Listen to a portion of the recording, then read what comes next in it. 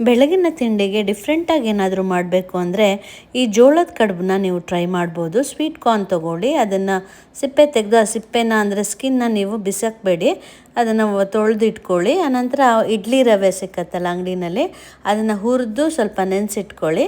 ಈ ಬಿಡಿಸಿರುವಂತಹ ಜೋಳಕ್ಕೆ ಒಂದು 5-6 ಹಸಿಮೆಣಸಿನ್ಕಾಯಿ ಉಪ್ಪು ಹಾಕಿ ತರ್ತರಿಯಾಗಿ ರುಬ್ಕೊಳ್ಳಿ. ಆನಂತರ ಕ್ಯಾರೆಟು, ಸೌತೆಕಾಯಿ, ಕೊತ್ತಂಬರಿ ಸೊಪ್ಪು ಈ ಹುರಿದು ನೆನೆಸಿಟ್ಕೊಂಡಿರುವಂತಹ ರವೆಗೆ ಹಾಕಿ, ಆನಂತರ ಅದಕ್ಕೆ ಸ್ವಲ್ಪ ಮೊಸರು ಹಾಕಿ, ಗಟ್ಟಿ ಅನಿಸಿದ್ರೆ 1 ಕಪ್ ಅಥವಾ 2 ಕಪ್ ಅಷ್ಟು ಮೊಸರು ಹಾಕಿ, ಈ ಜೋಳದ ಮೇಲ್ಗಡೆ ಏನು ಸ್ಕಿನ್ ಇರುತ್ತಲ್ಲ ಅದಕ್ಕೆ ಟೀ ಶೇಪಲ್ಲಿ ಇಟ್ಕೊಂಡು ಹಿಟ್ಟು ಹಾಕಿ ಈ ರೀತಿ ಫೋಲ್ಡ್ ಮಾಡಿ ಅದಕ್ಕೆ ಟೂತ್ಪಿಕ್ ಬರುತ್ತಲ್ಲ ಅದರಿಂದ ಕಡ್ಡಿನ ಚುಚ್ಚಿಬಿಡಿ. ಚುಚ್ಚಿ ನಂತರ ಸ್ಟೀಮಲ್ಲಿ ಇದನ್ನು 20 ನಿಮಿಷ ಬೇಯಿಸಿದಾಗ ಬಿಸಿ ಬಿಸಿ ಜೋಳದ ಕಡುಬು ರೆಡಿ ಆಯಿತು. ತುಂಬ ಚೆನ್ನಾಗಿರುತ್ತೆ. ಚಟ್ನಿ, ತುಪ್ಪ ಹಾಕ್ಕೊಂಡು ತಿಂದರೆ ತುಂಬ ಟೇಸ್ಟಿ ಇರುತ್ತೆ. ಹೆಲ್ತಿ ಕೂಡ, ಆಯಿಲ್ ಫ್ರೀ, ಡಯಟ್ಗೆ ಕೂಡ ಇದನ್ನು ಮಾಡ್ಬೋದು.